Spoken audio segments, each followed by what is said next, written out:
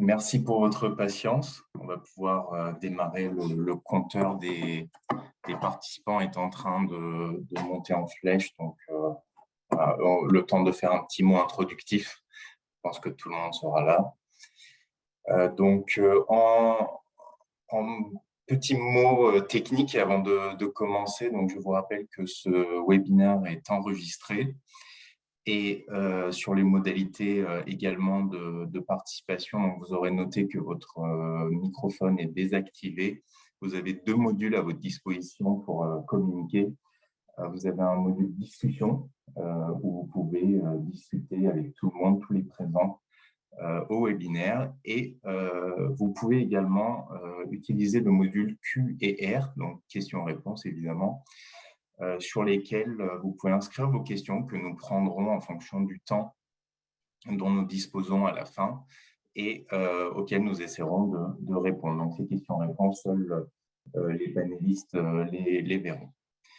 Voilà pour ce petit mot introductif. Merci encore une fois d'être toutes et tous présents à ce webinaire sur le panorama des indicateurs de biodiversité dans l'immobilier.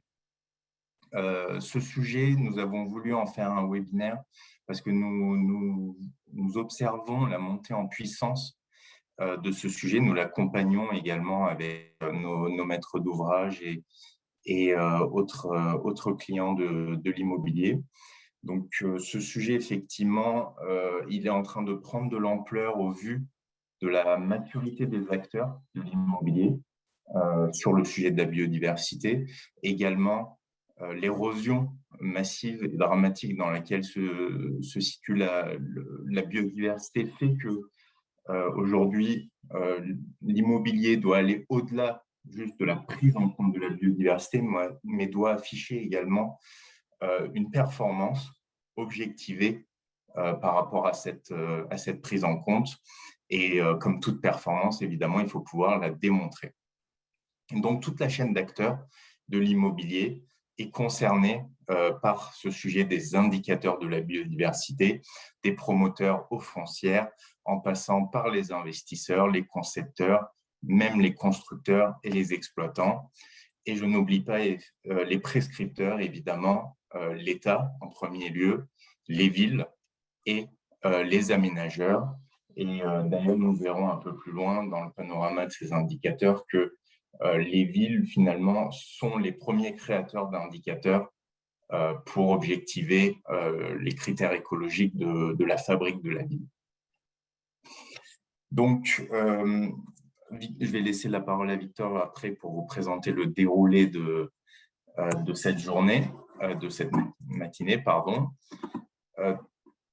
Un petit mot introductif également sur les intervenants. Donc, moi-même, je vais prendre la parole pour vous présenter ce panorama des indicateurs. Ce webinaire est un peu spécial pour moi puisque c'est le dernier que j'animerai chez Arpastrans et je vais comme ça laisser la parole au nouveau directeur de Gondwana, Victor Davis. Donc, bonjour Victor et merci.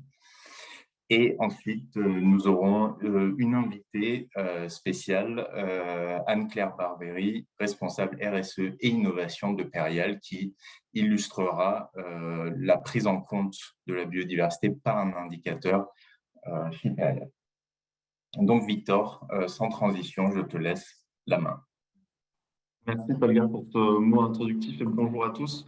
Nous allons débuter ce webinaire par une présentation traditionnelle de Arpas France et bien évidemment de son département biodiversité Gondwana. Arpas France, c'est un cabinet de conseil en immobilier durable de bientôt 30 ans d'existence, dont le leitmotiv, bien sûr, se caractérise en 4 axes. La transition environnementale et l'adaptation au changement climatique, les questions de santé et bien-être par l'immobilier, la transformation digitale et les nouveaux usages, et bien évidemment la biodiversité et la biophilie. L'objectif étant bien sûr de vous accompagner sur toutes les phases de vie de vos projets, que ce soit sur la stratégie, de la programmation, de la conception ou de l'exploitation. Pour répondre à ces 4 piliers, l'équipe est constituée de 100 collaborateurs aujourd'hui, répartis dans 4 départements. un département Astrans dédié à l'immobilier responsable à la transformation écologique de l'immobilier au travers des missions de conseil, d'assistance à maîtrise d'ouvrage liées bien sûr au bâtiment et à sa transition environnementale.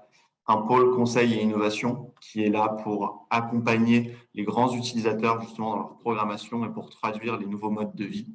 Un pôle design et aménagement qui a pour but de concevoir des bureaux en lien avec les nouveaux modes de travailler et mettre en œuvre les nouvelles politiques du changement.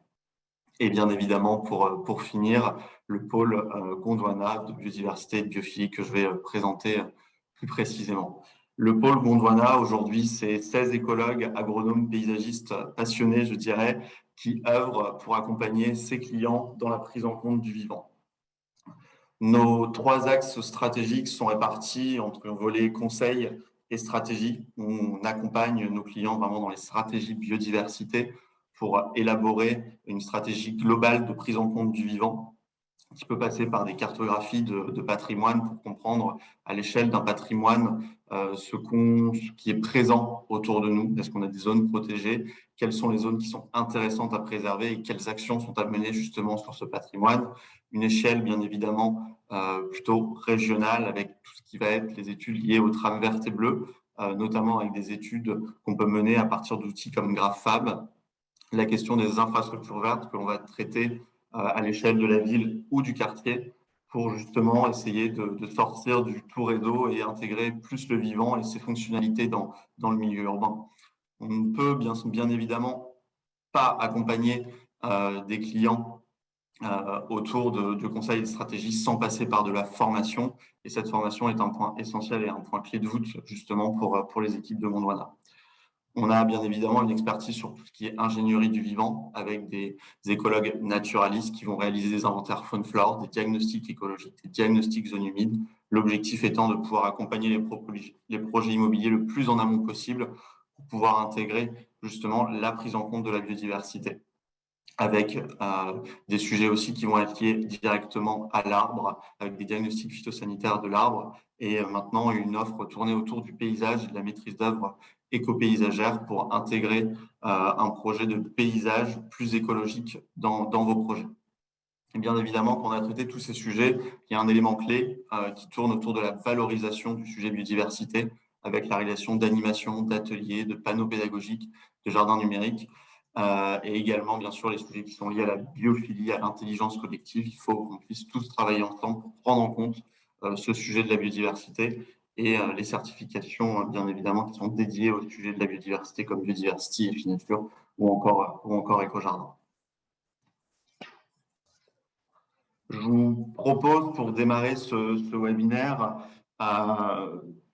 qui va être séparé en 3 parties, une partie enjeux et défis pour construire la ville de demain, une partie 2 dédiée au panorama des indicateurs de la biodiversité que Tolga va vous présenter, une partie 3 sur un outil que nous avons développé pour Perial, le C2S, le coefficient socio-écologique par surface pour mesurer l'empreinte biodiversité d'un patrimoine bâti. Il y a aujourd'hui une grande émulation autour des indicateurs de biodiversité. Un grand nombre d'entreprises, justement, ont poussé ce sujet. Je pense à Bouygues Immobilier avec sa calculette de la biodiversité, Nexity, Vinci avec Biodistrict. Et aujourd'hui même, le CSTB et le plan bâtiment durable ont monté un groupe de travail autour du futur label d'État post-RE 2020 qui va intégrer le sujet de la biodiversité à partir d'indicateurs qui seront construits justement avec l'ensemble des partenaires de la filière et des experts scientifiques.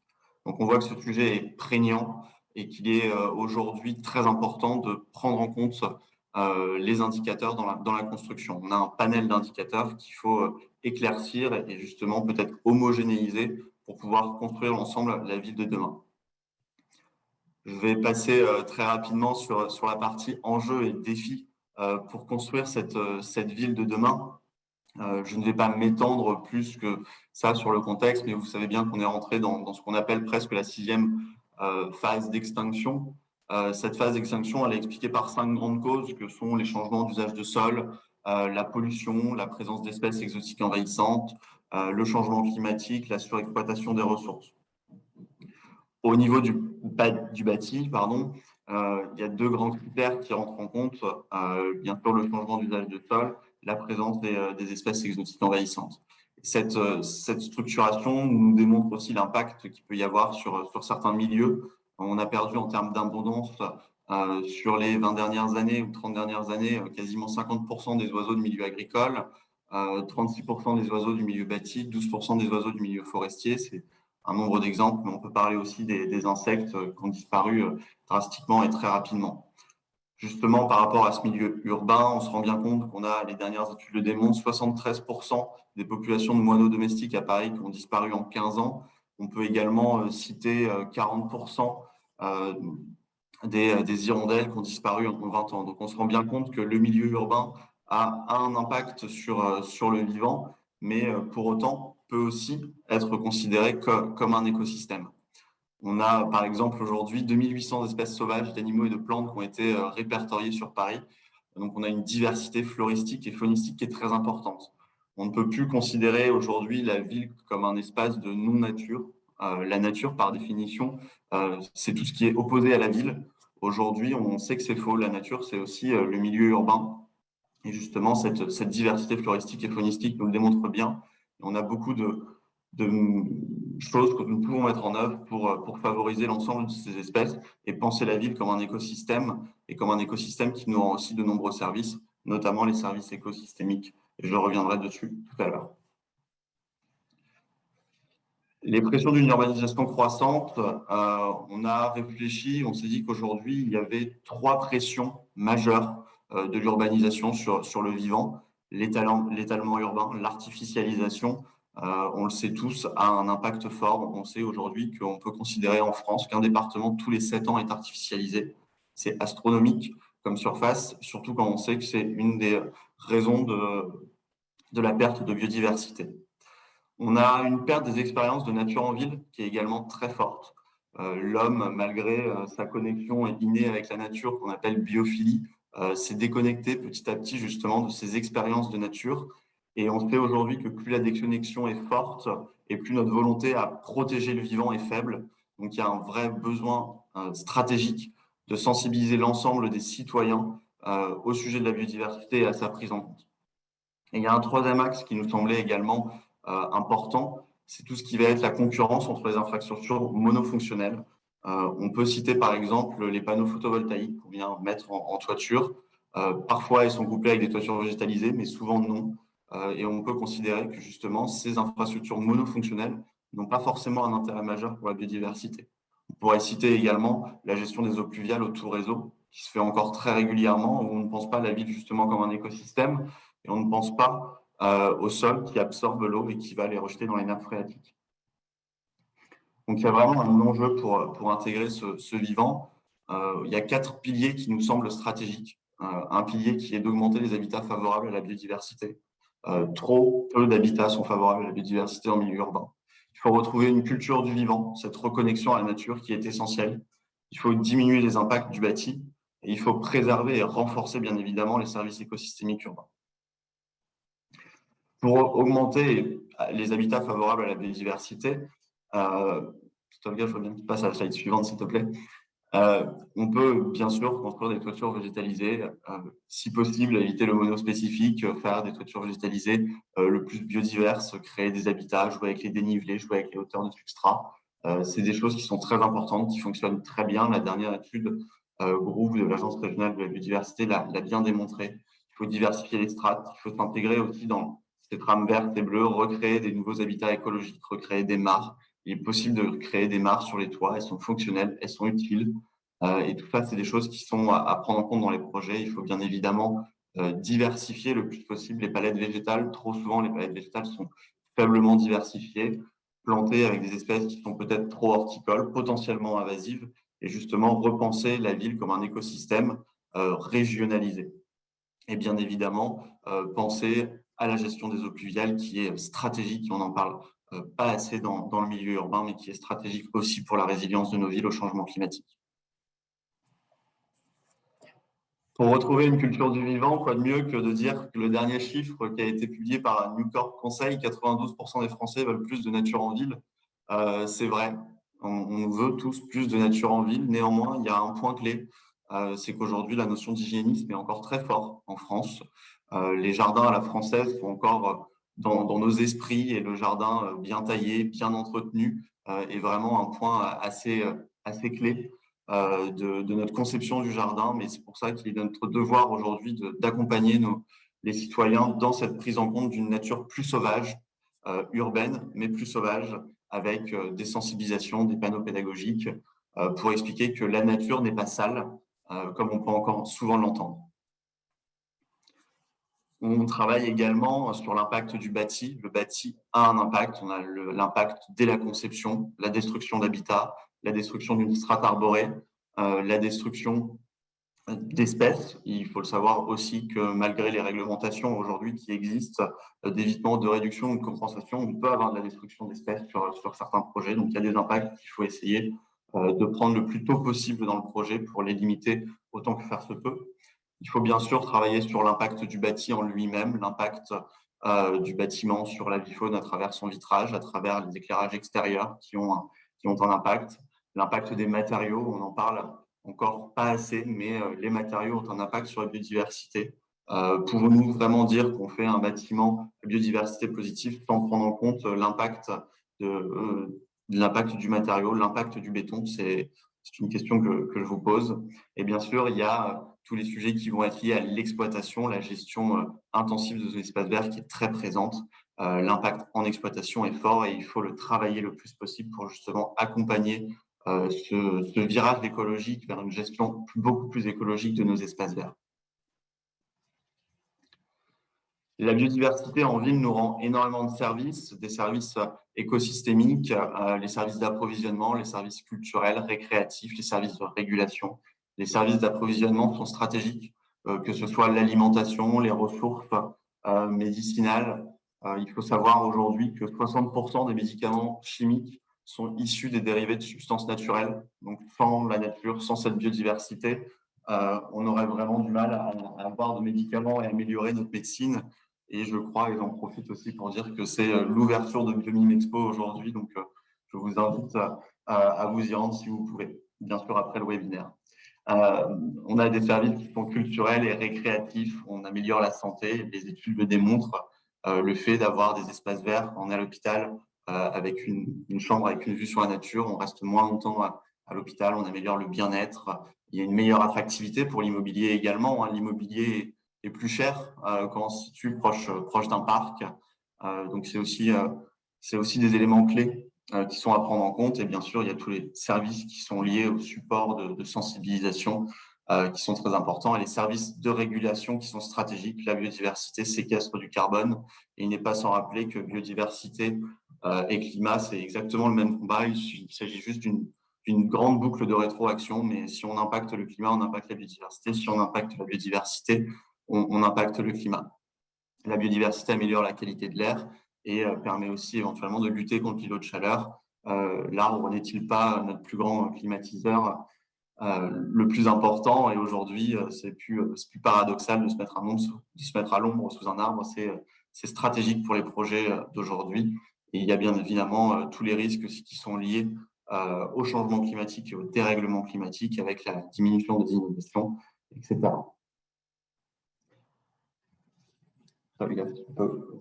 Passer.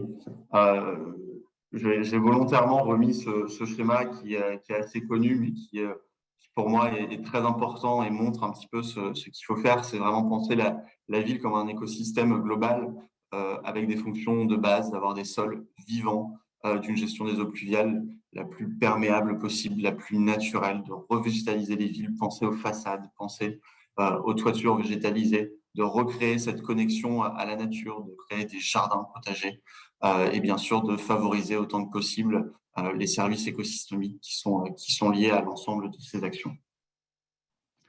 Les indicateurs aujourd'hui peuvent vraiment nous permettre de travailler ces sujets précis. On l'a bien vu avec l'apparition des certifications dédiées au sujet de la biodiversité. Je pense à Biodiversity, à EFI Nature, qui ont leurs propres indicateurs pour justement accompagner vos projets dans l'intégration de ce vivant.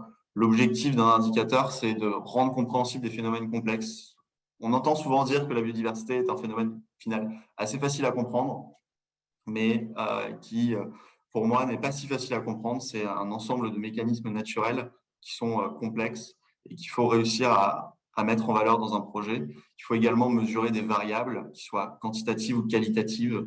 On parle aujourd'hui beaucoup de quantification de la biodiversité et l'ensemble des indicateurs qu'on a tournés autour du climat sont quantitatifs.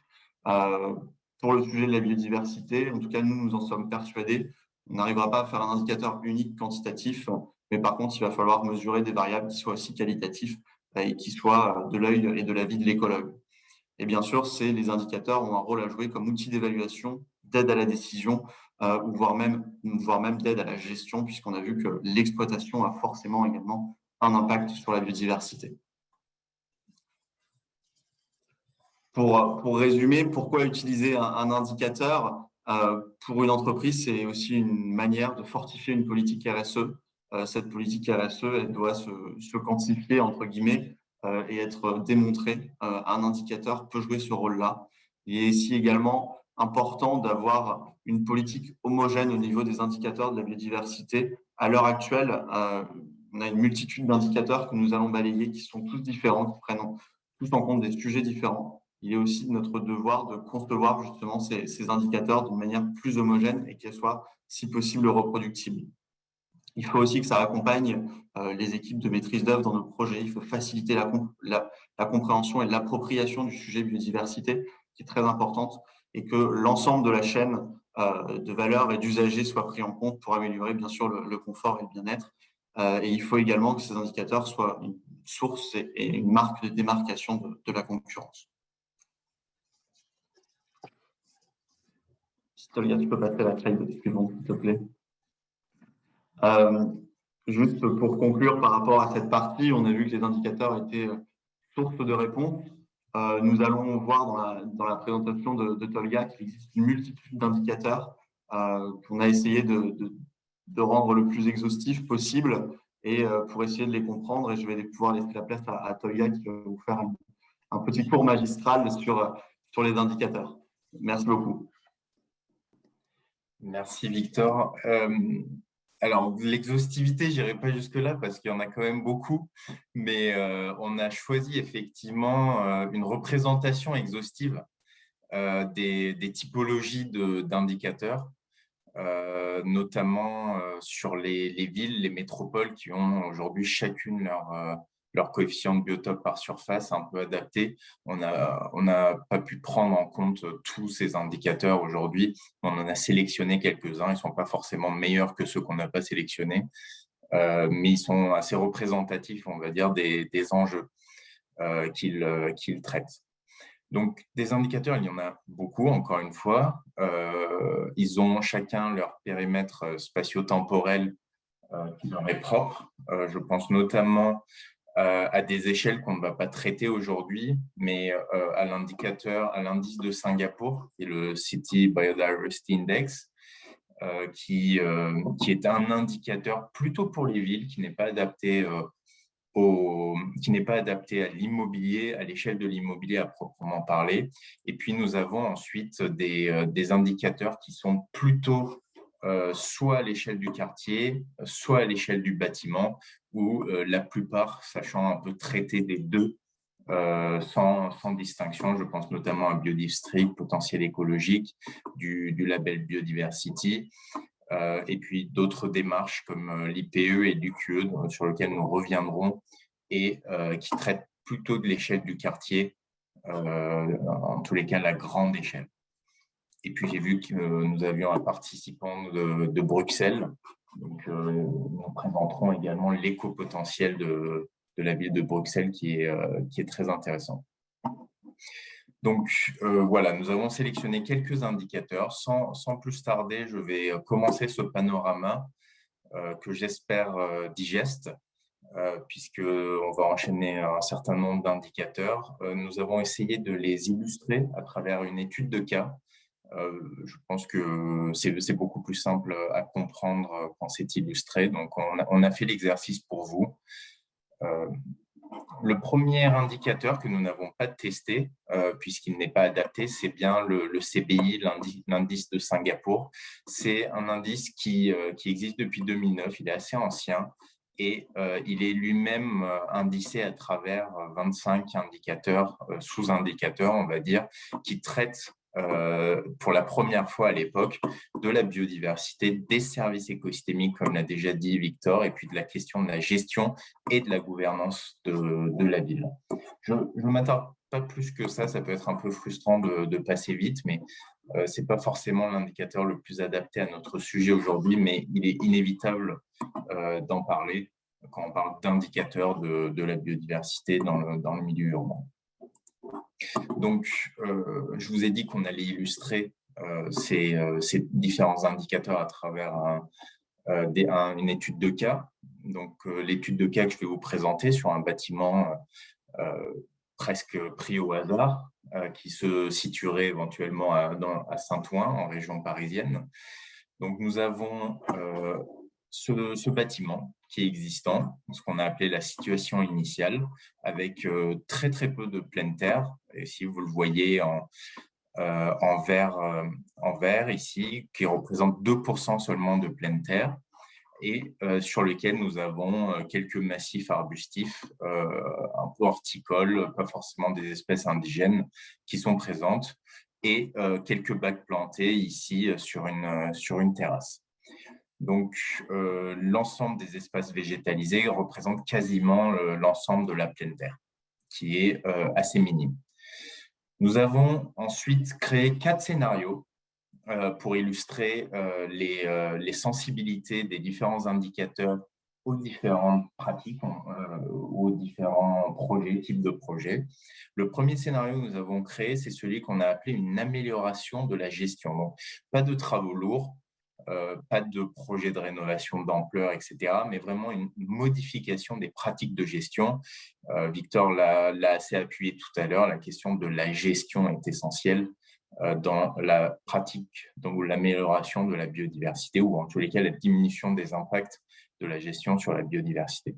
Donc ce premier scénario, on le voit ici, notamment passe par la modification, ce qu'on appelle les remplacements des végétaux morts.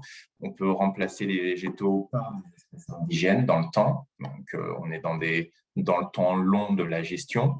On peut installer quelques nichoirs, etc. On voit que voilà, ce sont des pratiques qui sont assez anecdotiques à l'échelle d'espaces verts qui sont eux-mêmes assez anecdotiques sur le site. Donc, premier scénario, amélioration de la gestion. Nous avons un deuxième scénario qu'on a appelé rénovation. Nous imaginons une rénovation, une réhabilitation du bâtiment qui serait accompagnée d'une rénovation de ces espaces verts. Nous avons ici supposé que les espaces de stationnement que l'on voit ici en hachuré sont en partie rendus perméables par une solution type Evergreen, et que nous avons sacrifié nous avons sacrifié certaines places de parking pour faire un petit projet de renaturation avec de la recréation de pleine terre. Ce n'est pas si anecdotique que ça, on le fait sur pas mal de projets aujourd'hui, au fur et à mesure que la place de la voiture en ville est questionnée. Donc, nous avons également toujours ce petit espace ici de pleine terre que l'on conserve bien évidemment et qu'on peut éventuellement améliorer. Vous voyez qu'on y a planté notamment quelques arbres. Et puis, nous avons une toiture végétalisée ici, semi-extensive, que nous avons imaginé planter, et un peu d'agriculture urbaine à travers ce petit espace. Et nous avons créé quelques usages également avec du mobilier, des usages assez légers évidemment. Donc tout ça nous amène sur un projet de rénovation qu'on estime être assez ambitieux, sans être extraordinaire évidemment, qui nous amène quand même à un triplement de la surface de pleine terre et quasiment un facteur 7 sur la surface d'espace végétalisé, notamment grâce à la toiture végétalisée. Donc, scénario 2, rénovation ambitieuse. Et puis, nous avons fait 2 scénarios de ce qu'on appelle la reconstruction, à comprendre démolition, construction, reconstruction. Donc, c'est un premier scénario qu'on a appelé avec une certaine ambition écologique. Et puis, un deuxième scénario pour pouvoir comparer ce qu'on a appelé un projet avec pas d'ambition écologique. Alors, les surfaces de pleine terre et d'espaces végétalisés sont les mêmes entre les deux scénarios. Pour autant, sur le scénario 1, qu'on a appelé ambition écologique, on a créé des habitats écologiques plus intéressants, mieux travaillés, avec plus d'arbres plantés, avec une toiture végétalisée un peu plus intéressante que sur le scénario, donc avec plus d'épaisseur que sur le scénario 2. On a créé des prairies de fauche, on a créé des massifs fleuris indigènes, et puis on a essayé de multiplier un peu les usages d'espaces verts pour retrouver cette culture du vivant dont parlait Victor précédemment. Donc voilà, on a un scénario 1, reconstruction assez ambitieuse, et un scénario 2, un peu moins ambitieuse écologiquement parlant. Donc ces scénarios étant présentés, on peut commencer ce panorama des indicateurs de biodiversité.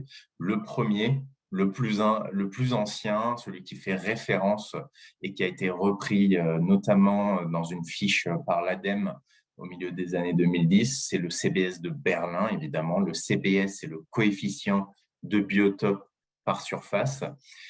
C'est un coefficient qui est assez simple et qui a inspiré quasiment tous les autres indicateurs qui existent aujourd'hui. Donc, le coefficient de biotope par surface, il est assez simple. Nous avons une parcelle que nous avons illustrée ici à travers 3 types de surfaces. Imaginons une surface de 500 mètres carrés qui serait du revêtement imperméable. Une surface de pleine terre en orange ici de 100 mètres carrés et une surface de toiture végétalisée de 200 mètres carrés, donc une surface totale, une parcelle de 800 mètres carrés. Et ce que dit le CBS, c'est que à chaque type de surface, dite éco-aménageable, on va associer une pondération. Donc on voit ici le tableau de pondération à droite. Et ici, j'ai illustré par la formule du calcul que vous retrouverez ici. Donc, on va associer à chaque surface une pondération que l'on retrouve dans ce tableau. Par exemple, ici, les surfaces imperméables, que peuvent être du bâtiment, de la voirie, vont avoir un coefficient de 0. Donc, on va multiplier 500 par 0. La pleine terre, que l'on retrouve ici, espace vert en pleine terre, a un coefficient de 1, donc je fais 100 fois 1.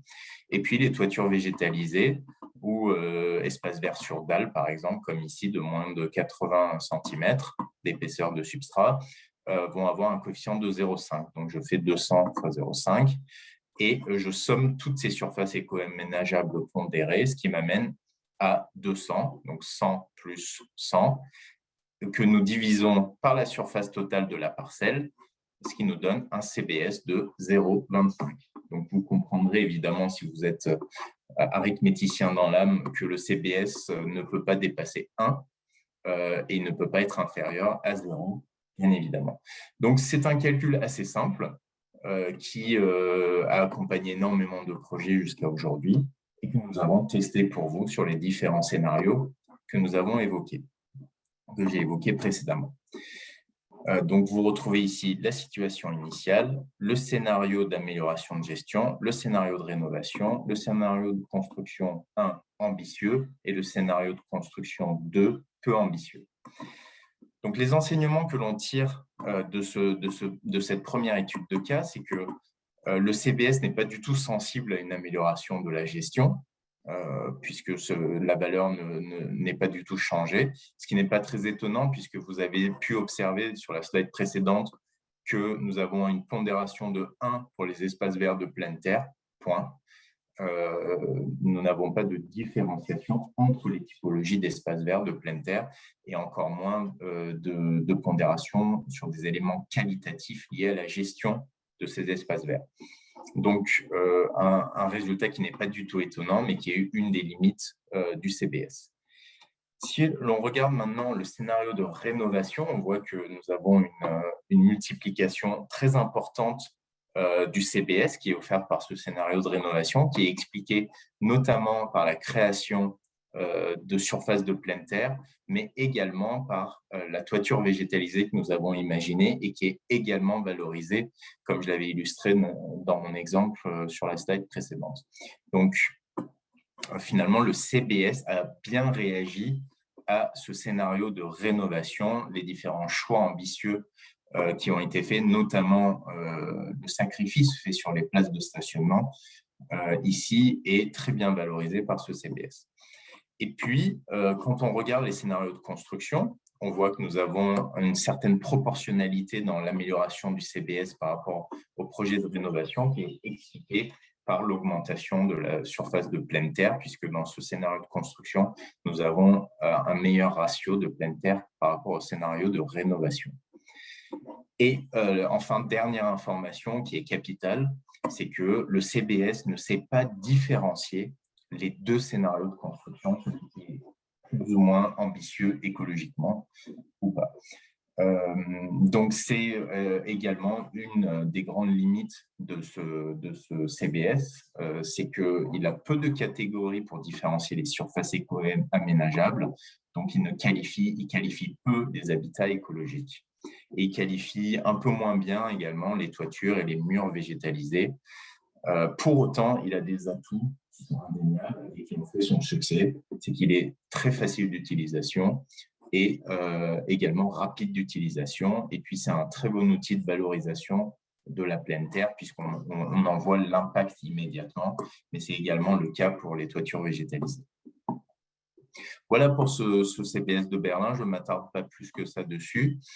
Nous avons également un certain nombre de dérivés du CBS de Berlin qui ont été développés. Alors, on n'a pas pu tous les prendre parce qu'il y en a beaucoup.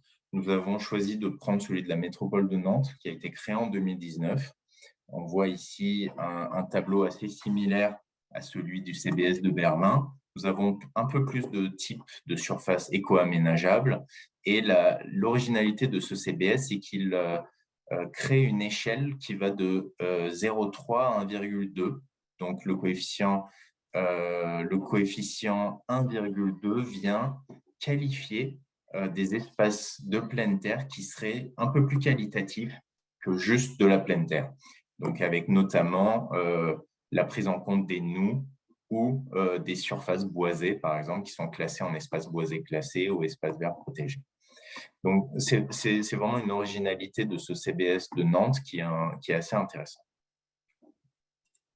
Donc, si on reprend ici notre analyse, évidemment, la valeur maximale du CBS de Nantes est augmentée, puisque si on a une parcelle qui est entièrement en EBC, par exemple, on peut avoir 1,2 comme CBS. Et si on reprend nos scénarios, on voit que le CBS ne réagit toujours pas, le CBS de Nantes ne réagit toujours pas à l'amélioration de la gestion de notre site existant. Par contre, il réagit de façon assez similaire finalement au scénario de rénovation et au scénario de reconstruction. Et encore une fois, il ne réagit très peu ou pas du tout même à une amélioration des pratiques de conception sur un projet de construction, de conception écologique. Donc, l'autre point que j'ai oublié de mentionner sur la slide précédente, c'est que la végétalisation verticale des bâtiments n'a pas été prise en compte dans le CBS de Nantes, alors qu'il existe dans le CBS de Berlin, donc ce sont les murs végétalisés. Et ce point-là me permet d'illustrer un point, c'est que les CBS développés par les villes, les métropoles, finalement, est le reflet de la stratégie écologique de ces métropoles. Ce sont des outils de prescription. Si la ville souhaite végétaliser des murs, par exemple, annexés, alors son CBS sera dimensionné pour surpondérer éventuellement cette végétalisation.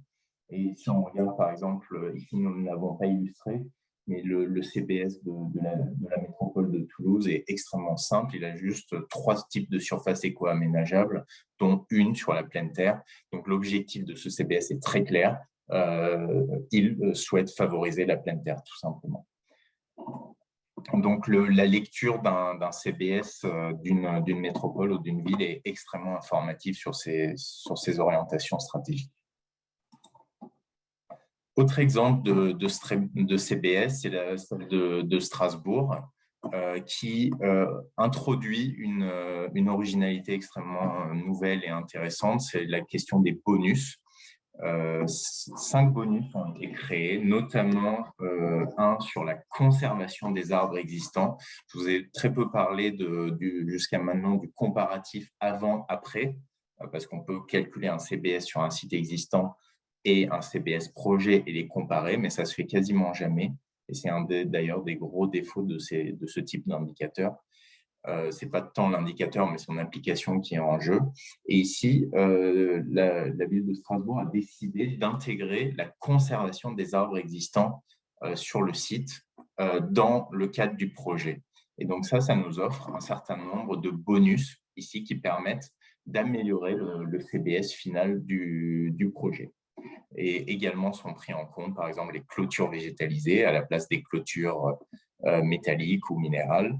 Et les toitures biosolaires sont également valorisées par un bonus ici. Donc, les toitures biosolaires, c'est ce que mentionnait Victor tout à l'heure, c'est les toitures végétalisées plus panneaux photovoltaïques. Donc, quand on regarde l'étude de cas de ce CBS de Strasbourg, on voit qu'il ne réagit toujours pas à l'amélioration de la gestion. En revanche, on voit qu'on a une très légère valorisation du scénario 1 de reconstruction ambitieuse par rapport au scénario 2 de construction. Et donc, ça passe notamment par la valorisation des arbres plantés et conservés, ce qui est une bonne chose, peut-être pas poussé suffisamment à l'excès, mais ce qui est une bonne chose. Je passe rapidement cet exemple. Un autre indicateur, c'est le CBS de la métropole de Rennes qui s'appelle Végétaux. Ses objectifs sont clairs, en tous les cas, dans son nom. Cette même logique de bonus existe également dans ce CBS avec les arbres conservés, les clôtures végétales et également les arbres plantés. Sur le projet. Et ce qui est assez intéressant dans ce CBS, c'est le détail qui est donné par rapport aux toitures végétalisées, la différenciation des pondérations par rapport aux différentes typologies de toitures et surtout d'épaisseur de substrat et de positionnement dans la hauteur. Donc, quand on regarde cette étude de cas, on voit que la tendance est la même que celui de Strasbourg, avec peut-être une légère survalorisation du scénario de construction ambitieuse. Donc, je passe cet exemple. Voilà, on a vu des CBS assez similaires, même s'il y a des notions de bonus qui viennent créer un peu de différenciation entre les projets. Enfin, un exemple un peu différent qui nous a beaucoup plu dans notre benchmark, c'est le Helsinki Green Factor, HGF, qui est parti du constat qu'il fallait réévaluer tous les modèles existants, qui n'étaient peut-être pas assez détaillés pour qualifier la valeur écologique apportée par ces indicateurs. Et donc, ils ont augmenté considérablement les types de surfaces. Ils ont créé notamment 12 bonus et ils ont détaillé les pondérations, non pas de 0 à 1 ou de 0 à 1,2, mais de 0 à 3,5. Et ils ont travaillé avec des experts ces pondérations. Donc, il y a des panels d'experts sur les différents sujets d'écologie, de fonctionnalité, d'esthétique paysagère et de contraintes de maintenance. Avec chaque expert qui a donné des notations qui ont été moyennées ensuite avec une méthodologie qui est publique, que l'on peut trouver sur le site de la ville d'Helsinki. Et l'ensemble de ces 28 surfaces éco-aménageables et 12 bonus se sont vus attribuer une pondération entre 0 et 3,5. Donc, c'est une bascule assez importante finalement dans la méthodologie, mais aussi dans le détail des types de surfaces. Et c'est là qu'on commence à avoir des différences assez intéressantes finalement dans cette étude de cas. Nous avons déjà un début de différenciation sur la gestion du site. Donc, cette gestion écologique, ou en tous les cas un peu améliorée du site, commence à être valorisée, même si ça reste frémissant. Ensuite, autre nouveauté, donc si vous avez les autres études de cas des CPS en tête, le scénario rénovation était systématiquement moins bien noté que le scénario 2 peu ambitieux de reconstruction. Et là, on a effectivement une bascule qui s'opère où le scénario de rénovation va être mieux noté que le scénario de construction. Ce qui est assez intéressant puisqu'on sait aujourd'hui, on a des chiffres, notamment de l'ADEME, qui montrent que un projet de rénovation a un impact carbone qui est beaucoup plus faible qu'un projet de construction neuve. Et donc, peut-être qu'on peut se dire que ce Helsinki Green Factor est un indicateur intéressant pour valoriser un certain nombre de projets qui créent de la rénovation écologique ambitieuse. Tout ça s'explique évidemment par le fait qu'on crée ici des habitats à plus haute valeur écologique sur ce projet de rénovation que sur ce projet de construction. Alors, pas en surface, mais en qualité. C'est ce que nous dit cet indicateur. Et enfin, finalement, le scénario de construction ambitieuse a la meilleure note puisqu'il crée et de la qualité et de la quantité d'habitats écologiques par rapport aux deux autres scénarios de rénovation et de construction. Petit défaut de cet indicateur, c'est qu'il ne prend pas en compte certains usages, ce qui va être mieux traité, notamment dans un autre outil qui est le GAF de la ville de Stockholm, qui va traiter le sujet de la valeur sociale notamment et de l'adaptation au climat à travers 75 types de surfaces. Donc là, on a un peu une surenchère. Vous les voyez ici, ils sont assez lisibles. On n'a pas mis le détail et on ne va pas rentrer dedans aujourd'hui. Je passe directement aux résultats pour vous montrer qu'on a à peu près la même tendance qui ressort dans cette étude de cas. Et je dirais que finalement, peut-être que c'est trop détaillé, ces 65 types de surfaces, pour avoir à peu près le même résultat. Donc, la conclusion qu'on tire de cette étude, c'est qu'on n'a peut-être pas besoin d'autant de détails que celui que peut offrir le GAF, car la limite majeure de cet indicateur, c'est qu'il est très compliqué à remplir, il est très long à remplir, et il est un peu subjectif également. Donc, voilà, c'est une alerte qu'on donne ici. Il faut peut-être trouver un bon compromis entre la difficulté et la complexité de remplissage, de renseignement. L'éco-potentiel de Bruxelles, c'est peut-être un outil intéressant en termes de compromis, justement. Il y a 48 types de surfaces avec des pondérations qui vont de 0 à 0,9. Ce qui est intéressant, c'est que le facteur 1 n'est pas attribué parce qu'il est jugé comme utopique. Et les types de surfaces sont définis notamment sur des critères écologiques assez orientés écologie, biodiversité, avec un peu moins d'usage, un peu moins d'autres sujets comme la gestion de l'eau, comme peut l'être sur les différents CBS. Et on voit, je ne vais pas m'attarder dessus énormément, mais on voit encore une fois la même tendance que les deux derniers indicateurs qui ressort avec un scénario rénovation qualitatif mieux valorisé qu'un scénario construction quantitatif. J'avance un petit peu parce qu'on prend un peu de retard par rapport au planning.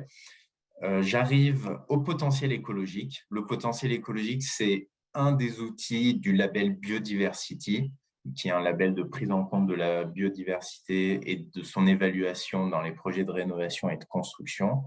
Le potentiel écologique est calculé en étant le produit de 3 facteurs.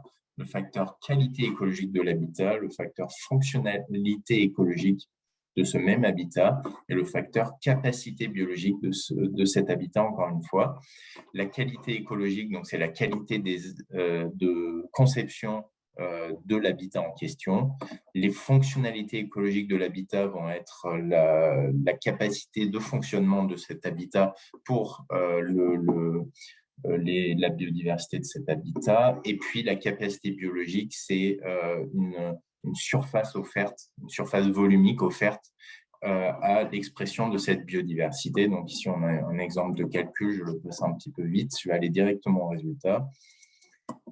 Donc, le potentiel écologique se calcule sur 1000, mais les seuils d'application font qu'un projet vertueux en termes d'écologie est à peu près seuillé au-dessus de 200.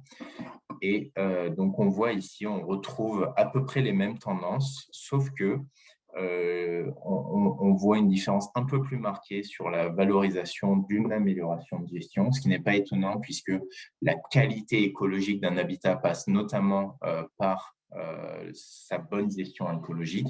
Donc, on voit que le potentiel écologique réagit bien à cette question de la gestion. Et en revanche, il différencie peu les scénarios de rénovation et les scénarios de construction, ce qui s'explique notamment par le fait que les surfaces, il y a un bon équilibre finalement entre le facteur de capacité. Donc, si on revient ici, on a un bon équilibre entre le facteur de capacité et le facteur de qualité et de fonctionnalité ici qui se retrouvent. On compense finalement ici moins d'habitats par leur qualité et ici on compense des habitats de moindre qualité par leur surface. Évidemment, le scénario construction étant le plus vertueux dans ce cas-là. Une des limites quand même, il faut que je le mentionne, c'est que, enfin une limite, c'est aussi un des atouts de cet outil, c'est qu'il nécessite d'être pris en main par un écologue dans le cadre d'un projet. Donc, ce n'est pas un indicateur qu'on peut remplir facilement en quelques minutes sans être sachant du sujet. Donc, contrairement au CBS présenté précédemment. Deux derniers outils qu'on va vous présenter. On a fait des études de cas pour cela, pour plusieurs raisons. Le premier, c'est Biodistrict, qui a été créé dans le cadre d'une chaire entre Vinci et AgroParisTech. Donc, Biodistrict est une méthodologie qui est assez similaire aux démarches précédentes, avec des types de surfaces qui permettent de calculer un système de notation sur différents objectifs que vous voyez ici à l'écran. De la même façon que le potentiel écologique, Biodistrict nécessite d'être travaillé par un écologue avec notamment une cartographie du site et du projet sur des systèmes d'information géographique. Donc, c'est une approche qui est longue, qui nécessite d'être itérative sur tout le long d'un projet. Et c'est surtout un outil privé, évidemment, aujourd'hui, pour lequel, si on veut l'utiliser, il faut pouvoir mettre en place un partenariat avec les créateurs et les propriétaires de cet outil. Donc, nous n'avons pas pu le tester dans le cadre de notre démarche, mais c'est un outil important et il fallait le mentionner. Et enfin, deux indicateurs qui ont été développés par le Muséum national d'histoire naturelle, l'IQE et l'IPE. L'IQE, c'est l'indice de qualité écologique. C'est une démarche standardisée qui s'appuie sur notamment 9 journées d'inventaire de terrain et qui permet d'apporter une notation comparative entre l'état initial d'un site et différentes variantes d'un projet sur les différentes thématiques que vous voyez à l'écran, avec notamment, et j'ai oublié de le mentionner, c'est également le cas sur Biodistrict, la question des continuités écologiques. Vous avez remarqué que j'en ai pas du tout parlé jusqu'à maintenant. Les continuités écologiques sont essentielles dans la bonne définition de l'écologie d'un site et pour autant, aucun des indicateurs précédents ne le prenait en compte. Et donc, Biodistrict et l'IQE, ici, sont vraiment très fortement différenciés, non pas que par ça, mais notamment par ça, par leur prise en compte des continuités écologiques. Et l'IPE, c'est une démarche simplifiée de l'IQE, donc c'est l'indice de potentialité écologique qui s'appuie uniquement sur un prédiagnostic pour faire le même calcul, donc un peu moins consolidé. Et une des limites importantes de l'IQE comme de l'IPE, c'est qu'il a été construit pour être utilisé sur des sites supérieurs à 10 hectares, donc il n'est pas accessible aux projets immobiliers moyens. Voilà. C'est une limite d'utilisation importante de cet outil.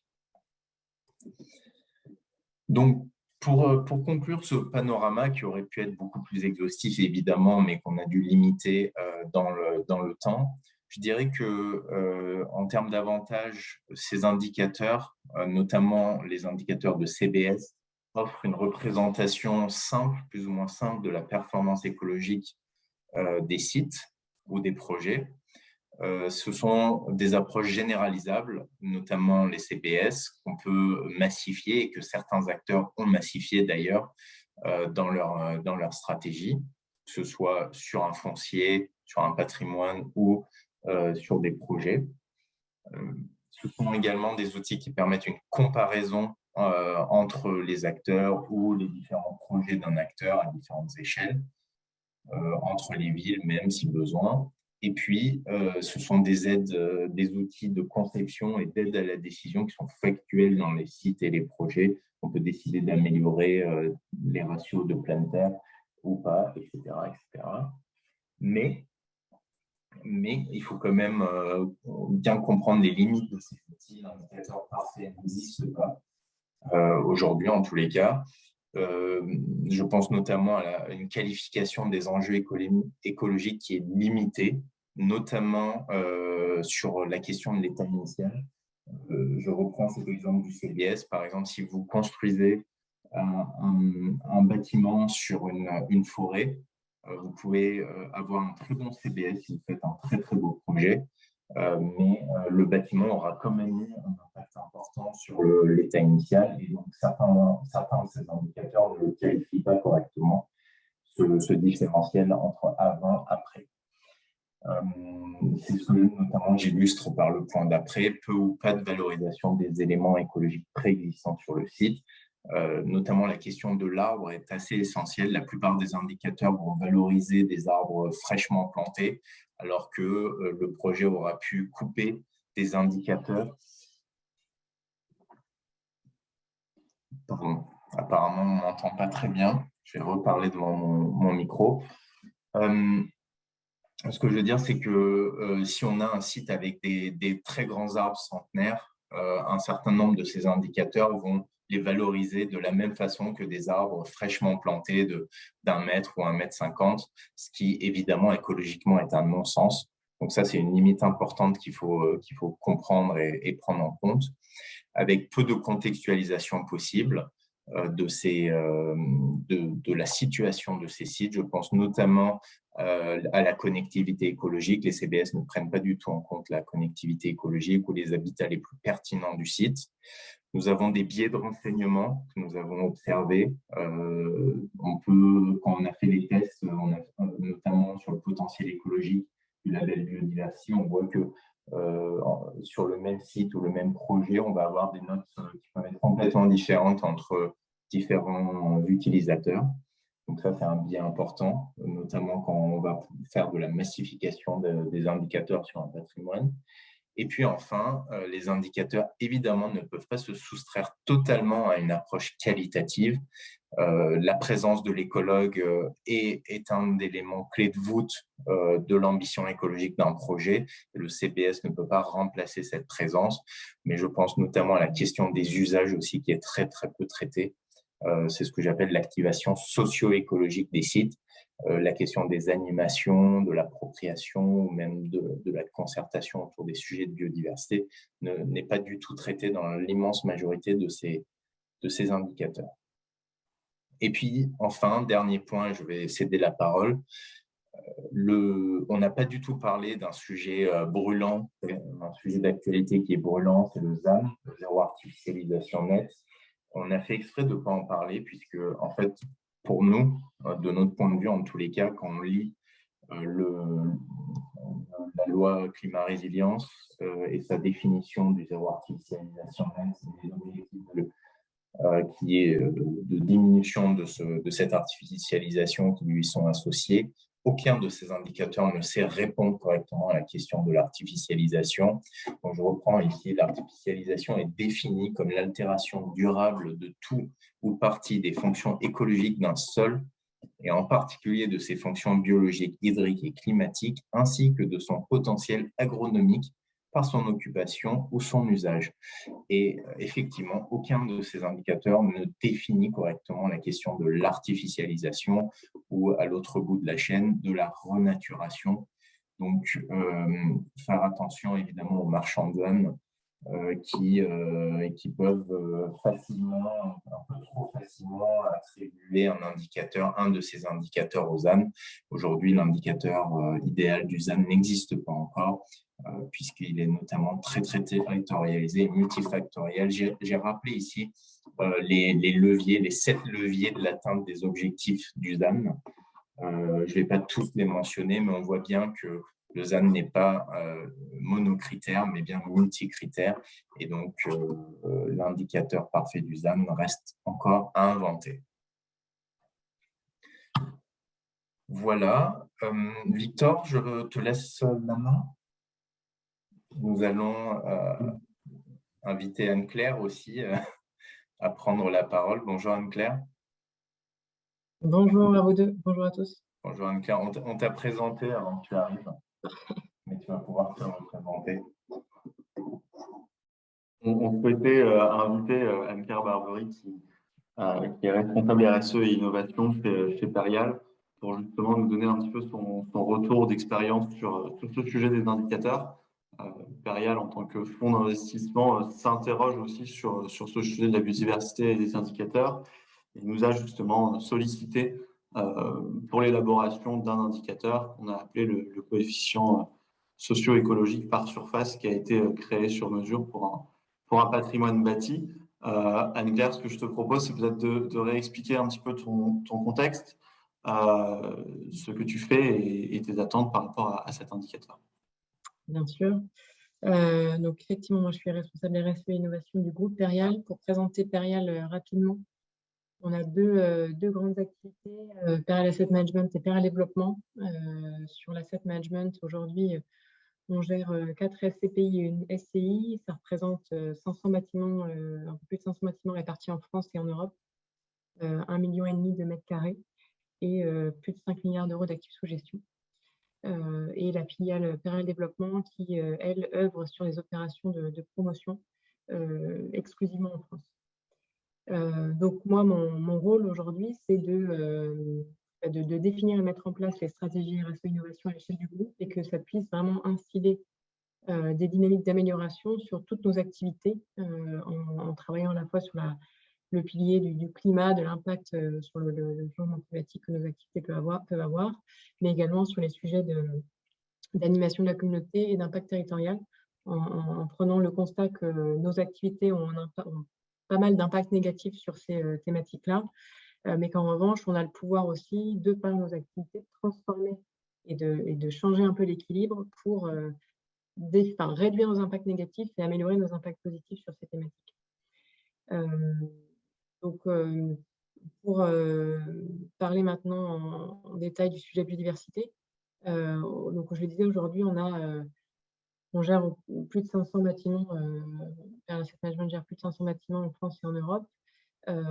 Et effectivement, dans notre plan Perial Positif 2030, on a l'objectif d'améliorer un certain nombre d'impacts, notamment sur la biodiversité. Ça fait partie d'une des 12 thématiques qu'on traite. Et alors, pas évident d'avoir de commencer l'action quand on gère 500 bâtiments et que c'est des bâtiments assez hétérogènes. Alors, pour préciser, on gère aujourd'hui à peu près 85% de bureaux dans tout le patrimoine, le reste étant des actifs de commerce ou ce qu'on appelle d'hospitalité, donc hôtellerie, résidences gérées, cliniques, EHPAD, crèches, etc.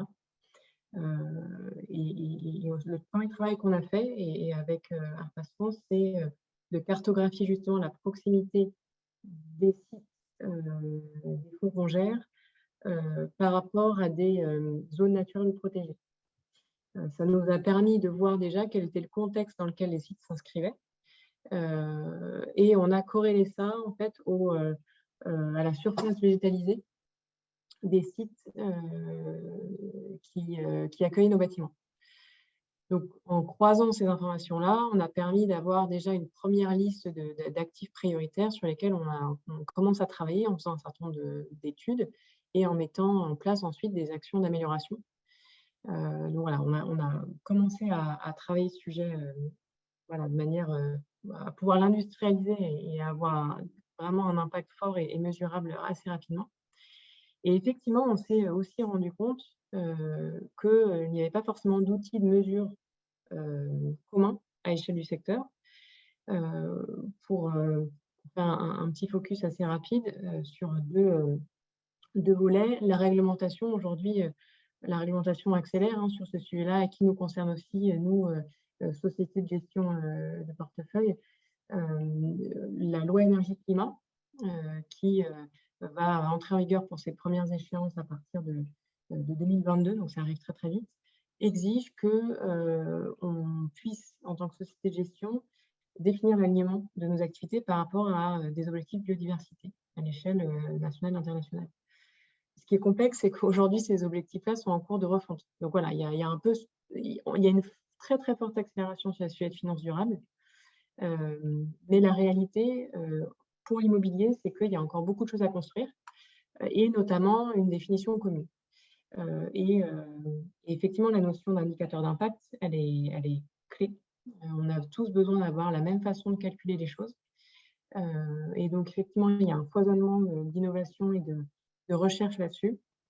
On est convaincu qu'il faut effectivement le partager. Donc, je voyais des démarches qui sont privées. Je pense qu'il y a un enjeu de pouvoir ouvrir ça assez rapidement parce qu'on est tous confrontés au même sujet. Et je pense que le fait d'ouvrir, d'avoir une démarche collaborative est assez clé sur ce sujet de mesure d'impact de biodiversité. Et ce qui nous a semblé aussi important, parce qu'on a aussi, au sein de ces 500 bâtiments-là, on n'a pas évidemment des marges de manœuvre systématiques pour améliorer très fortement, dans le cadre de travaux de rénovation, la biodiversité sur le site. Donc, on avait aussi besoin d'avoir un volet plus d'actions soft qui permettait aussi d'être valorisé.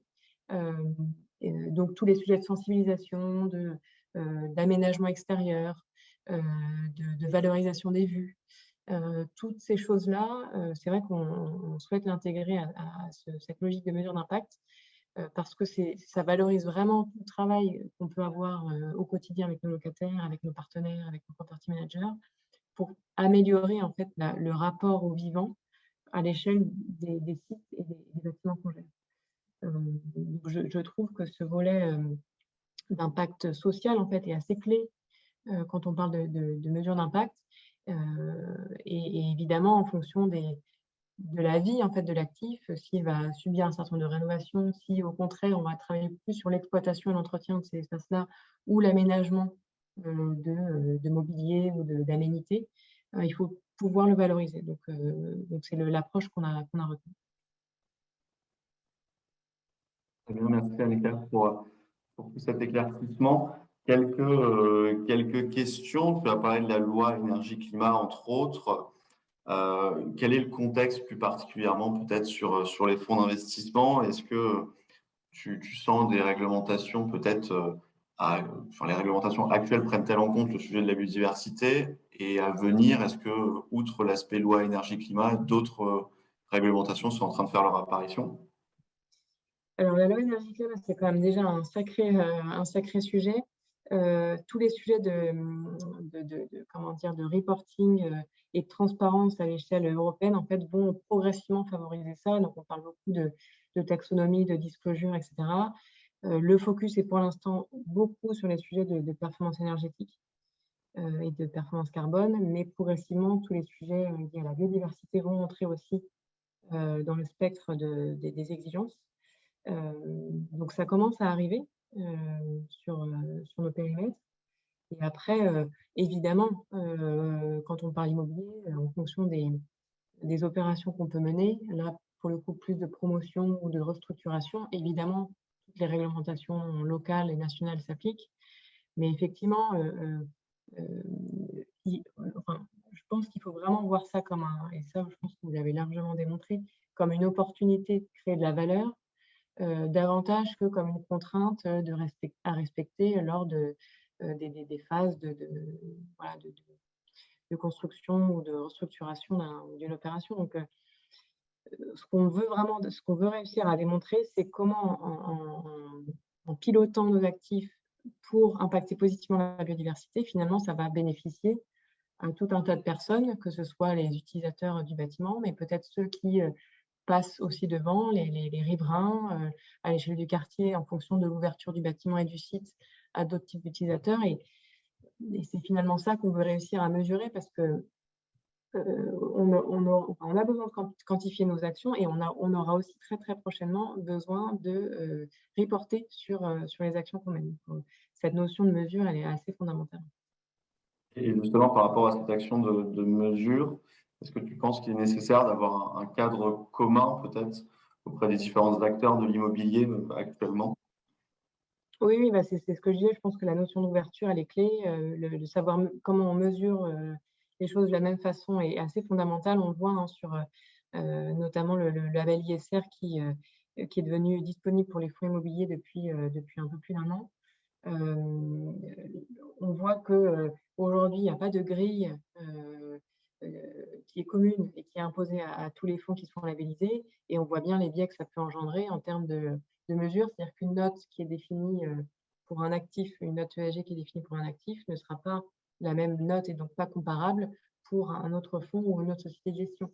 Et donc, face à ce biais-là, malheureusement, l'objectif de rendre les choses plus simples et plus transparentes pour les épargnants et les investisseurs, il n'est pas atteint.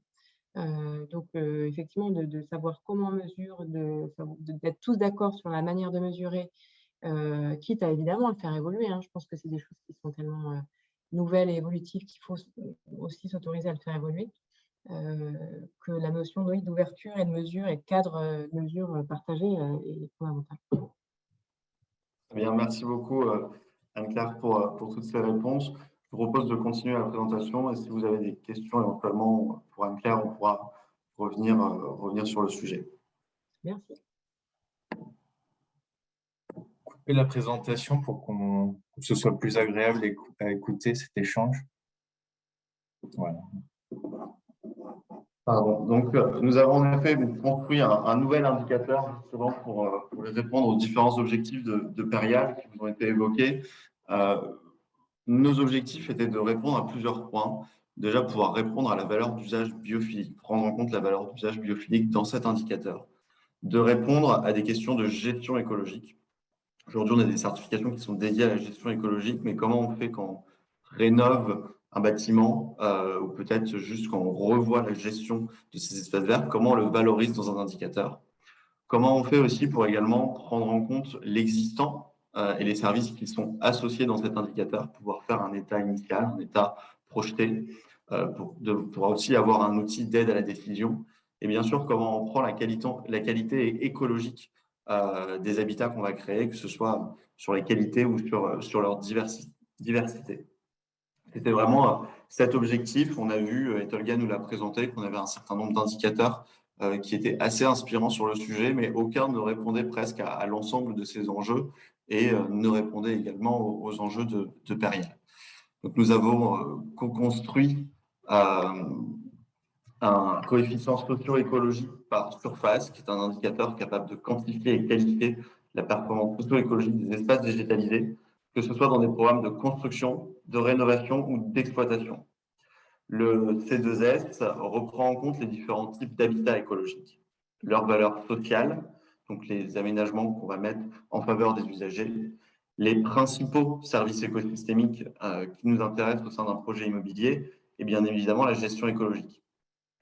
Pour traiter l'ensemble de ces thématiques, nous avons travaillé sur des catégories de surface, que ce soit des surfaces de pleine terre, de dalles, et également des typologies de surface. Donc là, on parle peut-être plus d'habitat, de strates arborées, de zones de prairies, etc. Et ensuite, on a ajouté des bonus de la même manière que certains indicateurs qu'on a pu voir plus en amont, qu'on a divisé en 4 éléments. Les éléments favorisant les services écosystémiques, les éléments favorisant la biodiversité, on vient ajouter à un projet, donc plutôt sur des projets de revalorisation. Un bonus lié à la valeur d'usage biophilique, comment on refait pour connecter ces usagers et comment on le met en valeur sur le projet ou sur le site. Et bien sûr, la gestion écologique des espaces verts qui est primordiale.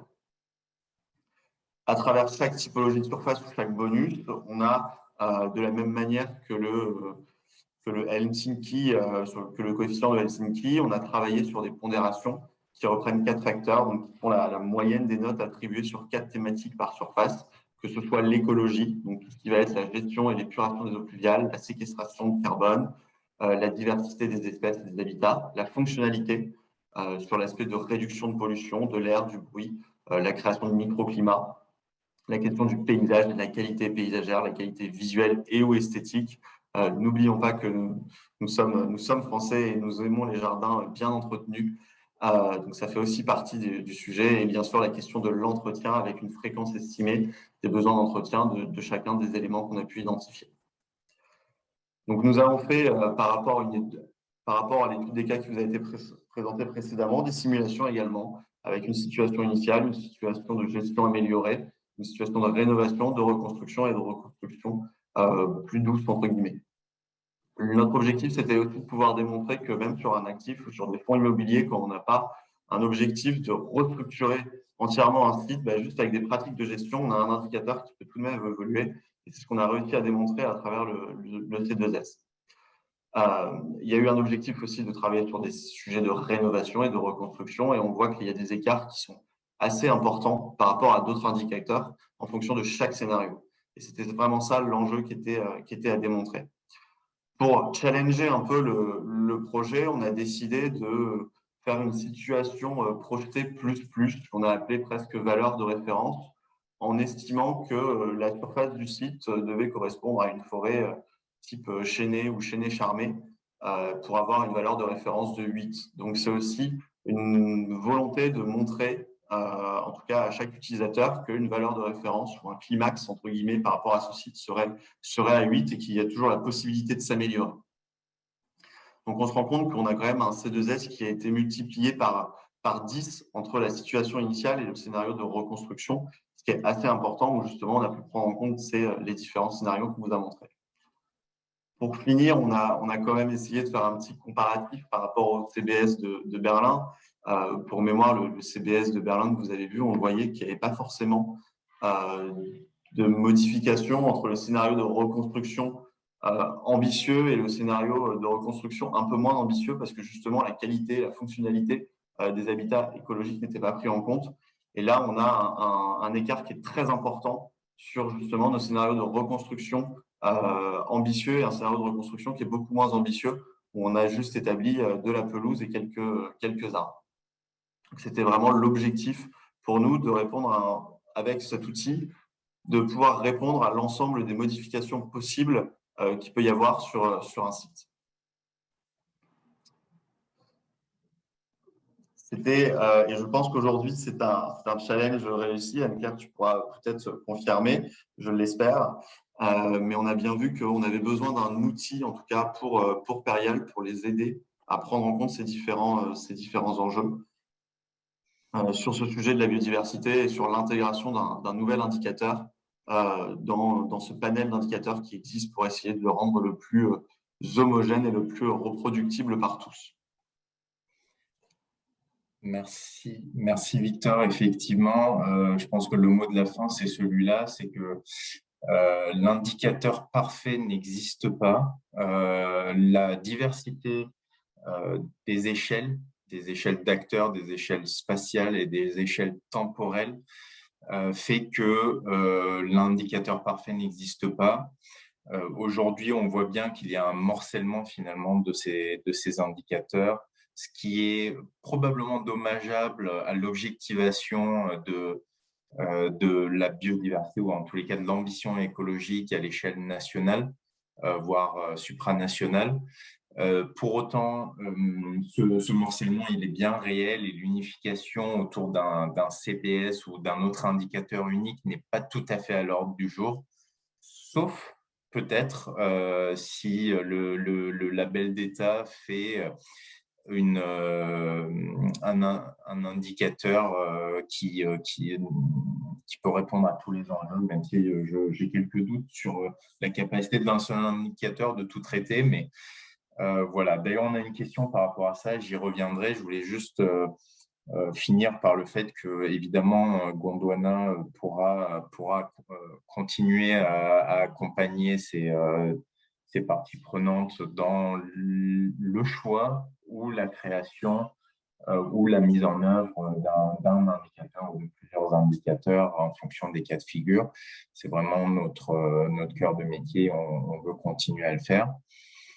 Et je prendrai peut-être justement, par rapport à ce label d'État, Victor, il y a une question. Quel est le calendrier d'application de la RE 2020 et peut-être dire un mot sur l'indicateur pressenti? Sur le calendrier de la RE 2020, je ne vais pas m'étendre parce que je ne connais pas parfaitement, que la RE 2020 ne prendra pas en compte le sujet de la biodiversité. En tout cas, le label d'État qui est pressenti post-RE 2020, du coup, lui, a possiblement 99% de chances de prendre en compte ce sujet de la biodiversité dans une approche qui est qu'elle soit le plus universelle pour tous et qu'on puisse l'intégrer justement dans l'ensemble des projets dans l'ensemble des projets immobiliers. L'objectif, c'est d'avoir normalement une première simulation d'outils pour la fin d'année.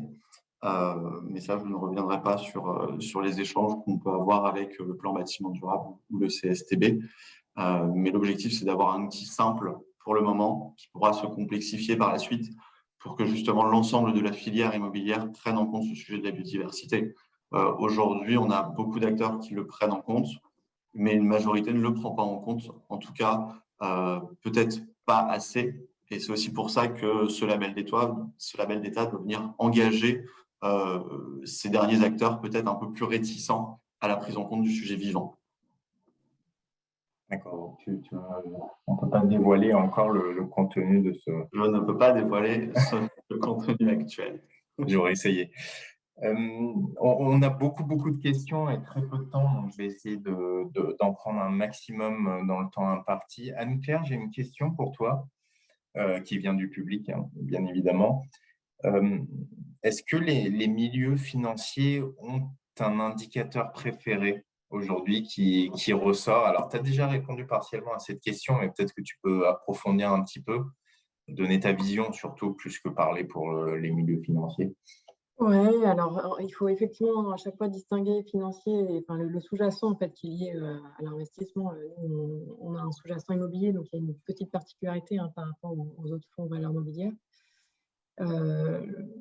L'indicateur le préféré, ce serait celui qui valorise le mieux en fait, l'ensemble des particularités des fonds. Donc il faut que ce soit un indicateur qui soit assez varié en fait, dans son application, que ce soit pour des opérations de construction, de rénovation ou des sites existants, etc.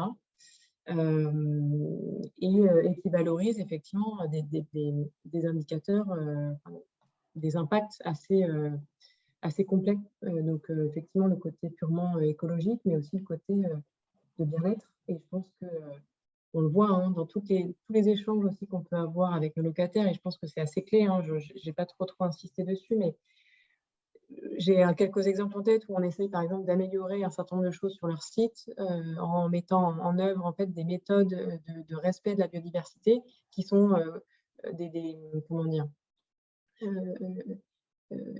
qui sont contraires aux images de bonne biodiversité. Typiquement, si on laisse un peu la pelouse, on la tond moins souvent, etc. Tout de suite, on va avoir des locataires qui vont nous appeler en disant « mais je ne comprends pas, il n'y a pas d'entretien de mes espaces verts, etc. » Donc, il y a un enjeu de pédagogie qui est extrêmement fort pour nous assurer que toutes les actions qu'on met en place sont comprises et que aussi on peut faire changer les mentalités hein, de nos locataires. Et je pense qu'après, on peut aussi avoir des indicateurs d'impact à l'échelle des personnes qu'on va sensibiliser.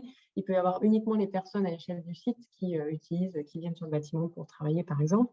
Mais évidemment, si on leur apprend un certain nombre de bonnes méthodes, c'est des choses qu'elles vont pouvoir ramener à l'échelle familiale, à l'échelle personnelle, et donc forcément transformer aussi leur façon d'entretenir leurs espaces verts personnels. Donc voilà, je pense que ce côté individu, ce côté confort, bien-être, etc., il doit être pris en compte parce que c'est aussi une façon de dialoguer plus simplement avec nos locataires. Et ça, on a besoin évidemment d'être aligné en fait, avec eux là-dessus.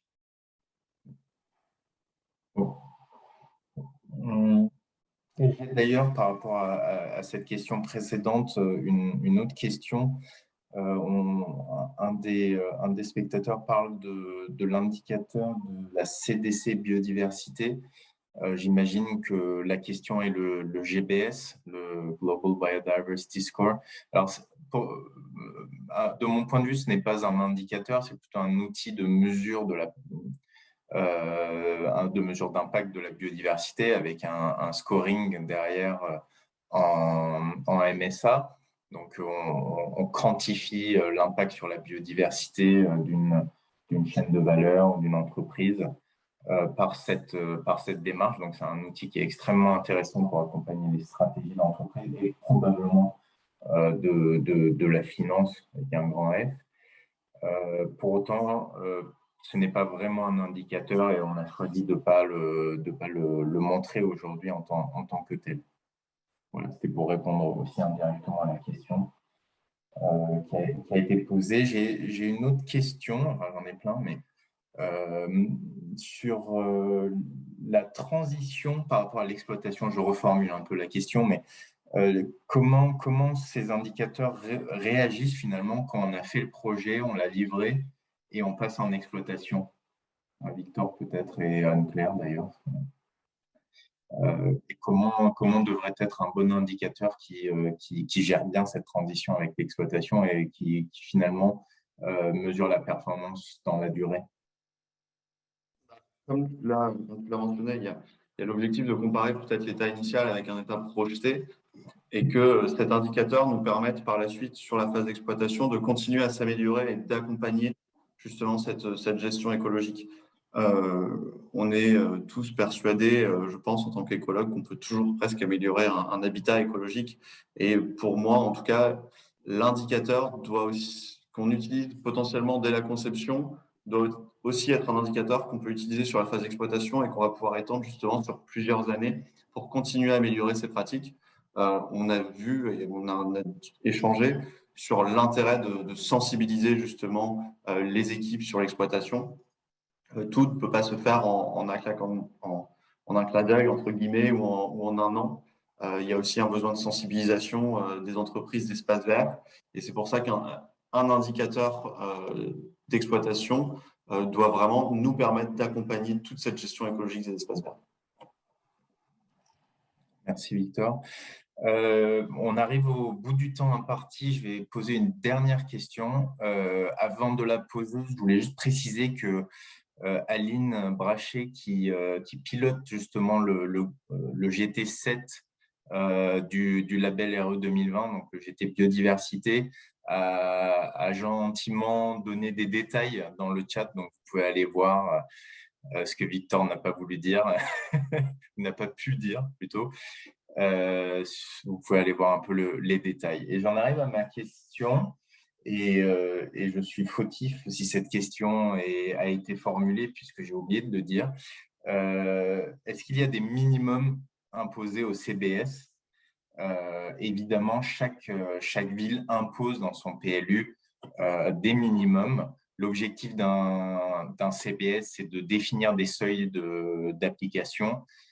Par exemple, dans un contexte donné, le CBS de Nantes va pouvoir en fonction des typologies de bâtiments, si c'est du résidentiel en milieu périurbain, etc., va définir un CBS seuil à atteindre par les projets plus élevés que d'autres typologies de bâtiments dans d'autres contextes. Donc, c'est bien les seuils définis par les villes qui font l'intérêt du CBS ou de l'indicateur en question. Par exemple, si on vise un CBS de 0,2 dans un projet d'étalement urbain, on n'est vraiment pas sur un CBS très ambitieux, un objectif très ambitieux. Par contre, si on définit un CBS à atteindre de 0,6 dans le même contexte, on va pouvoir avoir des compensations qui sont amenées. Par exemple, si on arrive avec de la pleine terre à avoir qu'un CBS de 0,4, on va aller chercher de la végétalisation de toiture, de l'infiltration des eaux pluviales, etc., dans d'autres types d'aménagements pour compenser et améliorer le CBS. C'est là c'est par ce jeu de seuil et de prescription que le CBS devient un outil intéressant en termes de prescription pour les villes et les agglomérations. Donc, voilà. Bon, on va devoir arrêter ici. Navré pour toutes les questions qui seront restées sans réponse. Merci beaucoup de les avoir formulées. Et merci beaucoup d'avoir suivi ce webinaire. Merci beaucoup Anne-Claire d'avoir accepté notre invitation. Et merci Tolga pour ta participation pour ce dernier webinaire. Merci Victor. Merci à tous. Au revoir.